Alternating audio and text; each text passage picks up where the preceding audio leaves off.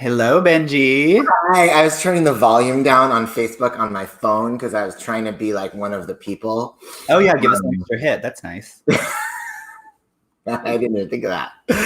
Anyway, I'm in yet another undisclosed location. We'll talk about that later, maybe. Oh, okay. Well, it looks like you're at like the Ace Hotel or something. It's beautiful. I am somewhere equally chic.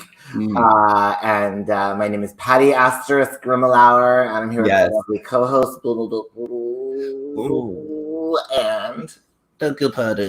and live from New York, it is Tuesday morning. Tuesday, Thursday, April, August. Time heals everything. It's a song. Time heals everything. I have my computer stacked on like 8 extra books today, so it's like really right on because I felt like I was looking down a bit, but now it's like the light is right in my eyes. So, girl, I know. I mean, these are all the plagues of the modern life. I know. I have been struck with my own modern life plague, yes. As you and I have been discussing. The reason I'm here at my fabulous friends, Ryan and Marissa's fabulous apartment, is because there was a rat in my apartment. Mm-hmm. Now, I've had mice in and out for years, and just when I thought we were winning the battle, the real tragedy of the coronavirus is the fact that I have a rat in my apartment. It's just such a metaphor for this whole situation, like literally the plague entering your safe space. City on fire! Fire on fire!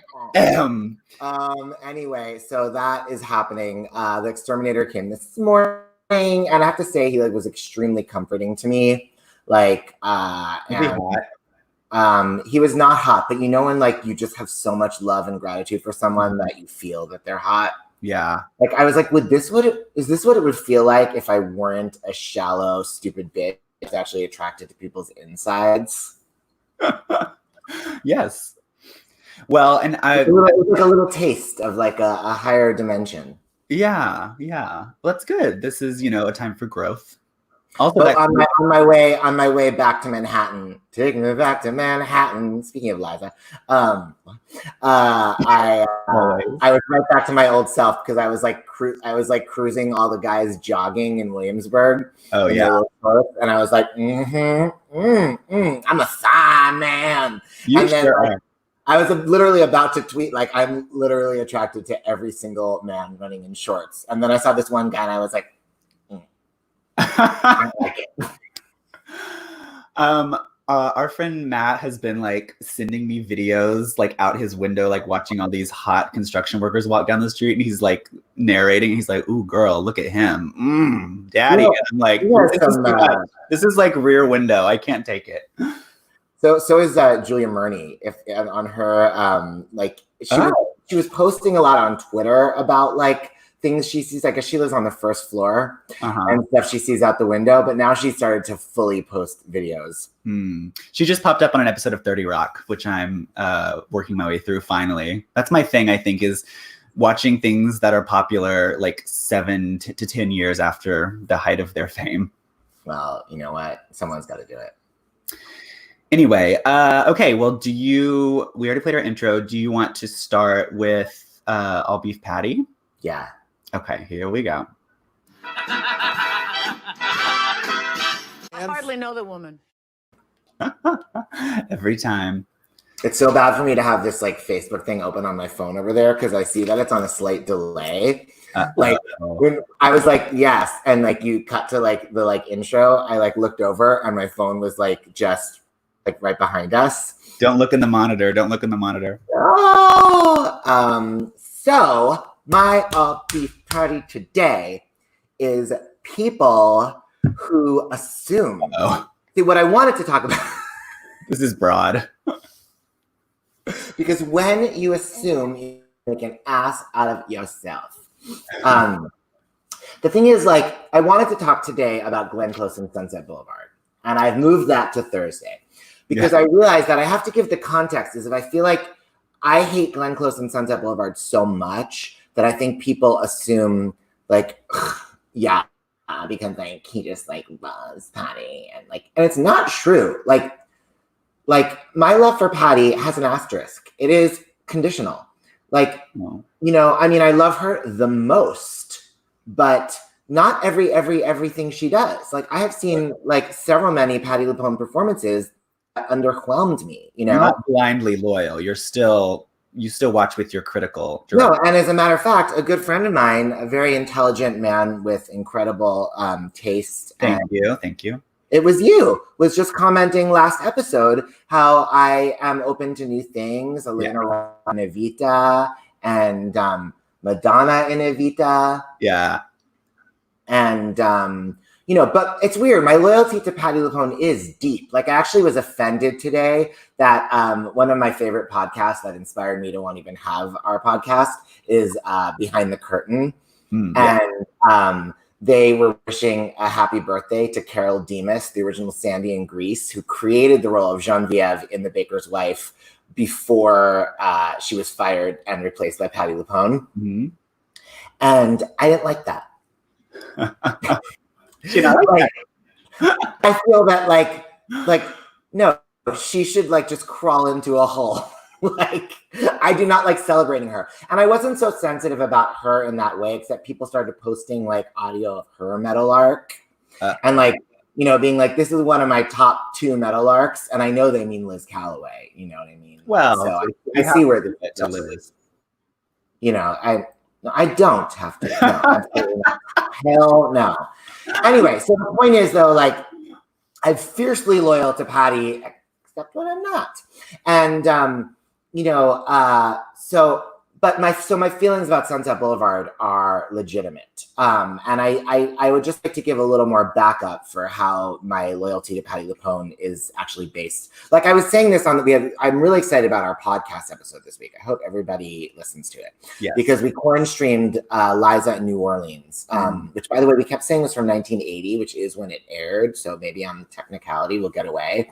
But I found out that it was actually recorded in 79. Oh, wow. Oh, yeah. Liza 79. As a 79. Well, I knew that Carnegie Hall was 79, but I thought that like this was later. So it's, I mean, that gives it even more potency because that is when disco died. I mean, 79 was like the break, you know, and so it's even more significant. Heaven is a disco. So of course I love Patti LuPone and Les Mouche. But to give back up, like I was saying on the pod though about Liza, that I love Liza no matter what. Like, oh yeah, this is interesting. On you know, on the scale of Liza's greatest performances that, you know, even the haters would acknowledge, and she was pretty good, you know, down to like the tragic mess that like, you know, they like had to like get her off stage and into Betty Ford, you know? Yeah. Like, I mean, I love her in the Rink, but you know, I mean, Betty Ford, figuratively speaking, not like when she literally went to Betty Ford. Yeah. But you know, but no matter what, I always love it. Like I go see Liza and my experience is a peak joyful experience, barring absolutely any possibility. Right. Whereas Patti LuPone, I go in with a lot of expectations, and most of the time they are met. Sometimes they are exceeded, and sometimes they are not met. And I've had a handful of experiences. I thought that Patty was disappointing in Noises Off on Broadway. I didn't love the revival that she was in. I didn't love the more recent revival either. In the Patty revival, I will say the young people, Katie Finneran winning for her first Tony, because did she win also for How to Succeed? Promises. Yeah. Yeah. Well, so her first Tony was for Noises Off, and she was fabulous. But Robin Weigert as the little stage manager girl, Poppy. Love that. T.R. Knight as, I think his name's Tim, maybe he's the stage manager, and the one that comes out and goes, ladies and gentlemen. Yeah. You know, the three of them were like the greatest performances in the history of the stage. Yeah. But Patty and Peter Gallagher and friend of the pod, Faith Prince, and I mean, Edward Hibbert was fine, and he's always at least good, you know. They weren't good. I mean, I guess Richard Easton as the old drunk guy was fine, but whatever. The three young people were the only thing good about that production. Patty was disappointing. And I like her fine on the video of Candide. I think Lonnie did her a lot of favors. I think he edited that really. I think he directed that for television, and it comes across well on screen, including Patty's performance. But when I saw it in the theater, I didn't love the production. I really disliked Patty's performance. I mean, it's like I said before, that's one of the few roles, here I say it, where I want Judy Kay, I want, por favor, not Patty being like, por favor, para amor. I don't want, and I'm giving her more diction than she had at the time, and like, and other things too, I'm not just like this like Patty freak, like no matter what. I'm just a big Patty freak when I am, which is most of the time. Well, and that speaks to Patty's talent that she most of the time delivers for you, because you're watching with such a discerning eye. It really speaks, it says a lot about what she's actually bringing to the table. And it's not just like, I'm sorry, your internet cut out for a second. What kind of eye did you say that I was watching with? a discerning eye. I'm sorry, one more time? Discerning. And whom are you referring to? Benjamin Patty Rimalower. Thank you. I guess that's really all I need to say. Have I made my case, would you feel? Yeah, and I think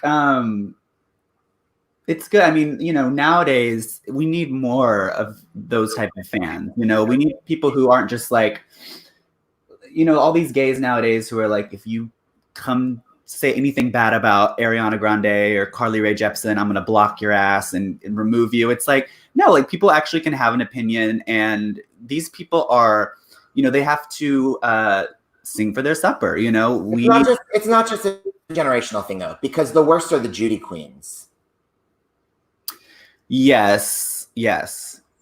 Although I will say, Judy, I can't really think of a time Judy didn't deliver for me. No, but they don't want you to say. They don't even want you to say. Did Judy speak French? No, she didn't. Don't you say that about her. They don't. It's a complete like iron curtain. It's nothing negative ever. That's when it gets. Yeah, it becomes a little bit of projecty.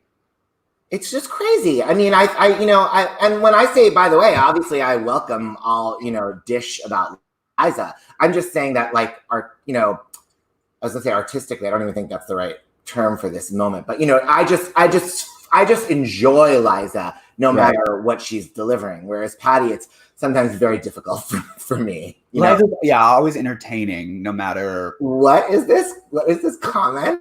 I'm loving our first comment. OMG, how have I not seen you guys before? This is so much fun, and you're so right. Just do not say anything bad about Patty. Ha emojis. Oh my God, Andrew. This is the best comment ever. I will say, it pisses me off when people get all defensive about Judy. Here we go. I'll be Patty part 2. We also are notably have the exact same waist size. That's the most important element of our twinness. But you know what? I will say I like other people to not say anything bad about Patty. It's like if someone talks shit about your mom, like, fucking mom, blah, blah, blah, and they're like, yeah, your mom's the worst. It's like, shut the fuck up. It's like, I can say it. Yeah. Yeah, you can say it because Patty's your mom. Patty's named Anna. Okay, well, wait, more comments. They're all named Andrew, so just move on. Okay, cool. Thanks for the swimming pool, Andrew. You shocked Mr. Mistopheles. Oops. Forbidden Broadway. I realized, I said I stole my Cole from Bernadette, and I stole. No, you flipped it. I stole my Bernadette from Cole, and I stole my Liza from Leslie Kritzer, and I stole my Patty from Christine Petty in Forbidden Broadway, 1998. Oh, okay, gotcha. 97. It's whatever one is for. Whatever. We can't. This is everyone's named Andrew. I love it. We have so many international fans. International, yeah. International. That's because we're so early in the morning. The New Yorkers are asleep. That's right. Okay, well. What's been keeping you up at night? So what's been keeping me up at night, besides the state of our economy and our current health crisis, is old sitcoms, and not just sitcoms, but any type of fabulous television program. And there is something I came across that I have to share. And this is, I mean, talking about all the stars that we've been discussing, Liza, Judy, Patty. This is a wonderful treat for the eyes and the ears that I discovered on the YouTube, and I want to share it for our Who Do You Think You Are today? So let's go to that. Who do you think you are? Here we go.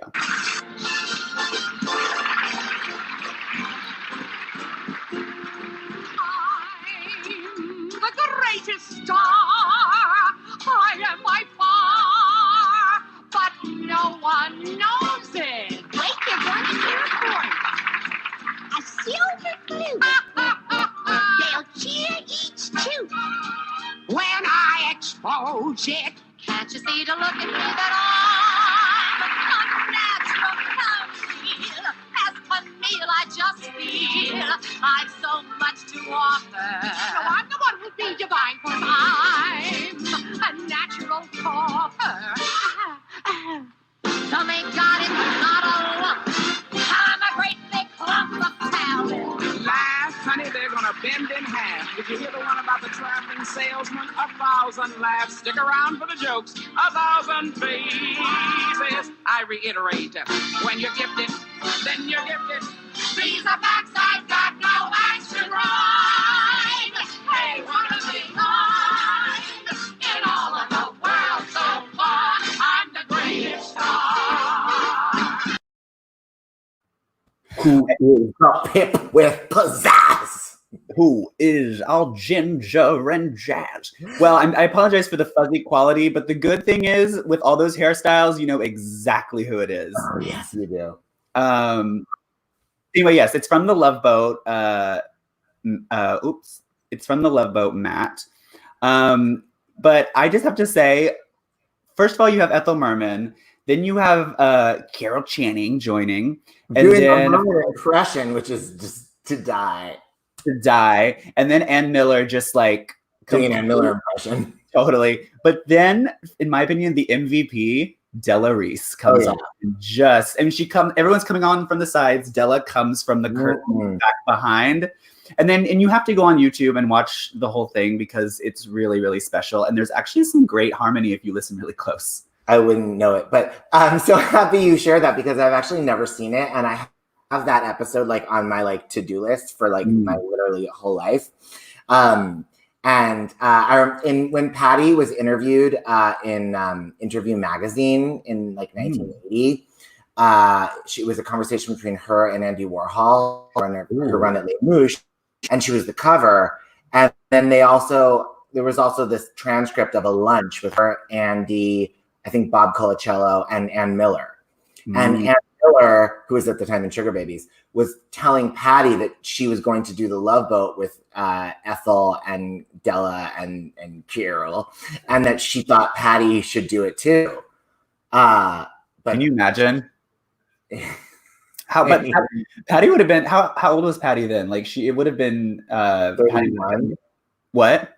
31. Yeah, she'd have been like the young starlet. Yeah, but yeah, I just love that. And also it got me really this morning when I was showering, I was listening to Della Reese albums, and she's just like, it's good music to like cook to, you know, that Rosemary Clooney, it's like good cocktail lounge, having people over to make spaghetti music. Speaking of Patty, did you ever see, the Della Reese TV show, Touched by an Angel? Yes. Patty was on an episode of that in like that scans. Yeah. And she was very good on it, by the way. Okay. Did she have a mullet? No, it was 2000. Oh, 2000. I always think it was much older than it is. Well, that's because Della's timeless, because like me, black don't crack. No. Okay. So yeah, that was great. And then we're putting out the CTA call to action. Get your Dolly concert kill submissions in right now. Put it in the comments, and we will respond to them. I have one for Daniel. Oh, okay. Yes. Well, 3 performers. One that we'll assign to see as Dolly in Hello Dolly. One to see in a peak career concert, and one to kill Sin to the Love Boat, whatever you. Dolly concert chill. Yeah. So okay, Daniel, for you, your Dolly concert kill selections are Okay. Ethel Merman, Aw. Ann Miller, and Della Reese. And I'll just watch and supervise the killing. Well, I mean, after watching that, I really want to see Della do Dolly. Hello, Della. And then I want to see Ann Miller in like a dance concert spectacular where she also sits with like a Seth Rudetsky type and tells stories from her movie career. Cole does a good Ann Miller. Oh, really? Where she's like, I had a plate. I can't do her. She's like, in my head. Yeah, like the metal plate. Yeah. Anyway. By the way, somebody posted. Oh yeah, sorry. Go ahead. I guess kill Ethel by default. Somebody posted this. You can't kill Ethel Merman. Somebody posted by this week that this video of it was from when they first opened something Disney in like I don't know 1989 or something, and it was Ann Miller tapping and singing 42nd Street. Yeah, and it was really special. She reminded, even though she was like in her 60s, she reminds me of that. What's her name on the Little Rascals? Darla. Yeah. Like the Ann Miller's just always so like that to me.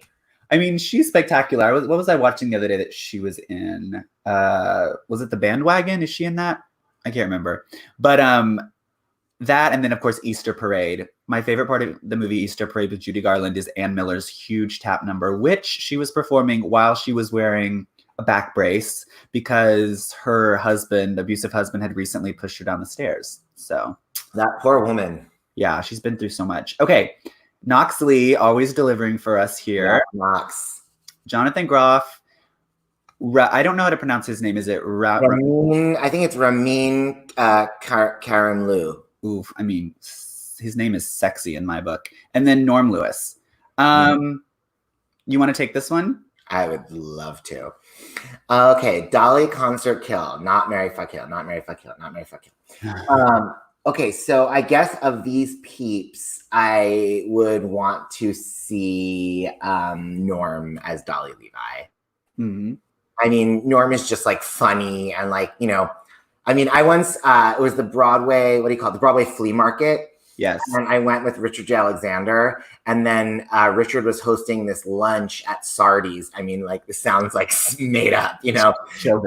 And it was like all Richard's posse, Bruce Glickus and Chris Sieber and Mark Sendroff and Gal Pastrana and me. And there was a bunch of other people, but anyway, we were at Sardi's and Norm got there late, and just like Norm walking in, like you could hear the change in the room. It was like a star entrance at Sardi's. Just like he, you know, there's very Dolly Levi energy about him. Walking into Sardi's is very Dolly walking into the Harmonia Gardens, or Donna Murphy walking into the Laurie Beachman Theater. You know, same. And but he really, I feel that he's got a Dolly Levi in him, and she's been trying to get out since 1997. So then I would have to. I want to see Jonathan Groff in concert. I never have, and I just love him, and I love his voice, and I love everything about him. And I'm sorry, Ramin, you've had a good run. Ramin to me, why must? Okay, here's the next one. We can both do this one. So Maddie Kahn, Dottie Loudon, and Barbara Cook. Ooh, this is interesting. Very. This is really hard. I mean, Barbara Cook in concert boots the house down, mama. Mm-hmm. And then, oh God.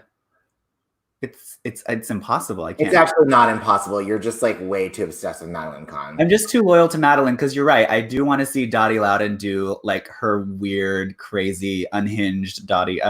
Yes. So yeah, I'm sorry, Matt. Imagine her hair for the final chorus of Before the Parade Passes By. Just yeah. For the parade! Here we go! So much vibrato. Okay, here we go. Oh wait, was yours the same on that one? Once you got it right, yeah. Okay, Kristen Chen and Andrea McCardle and Eileen Strick.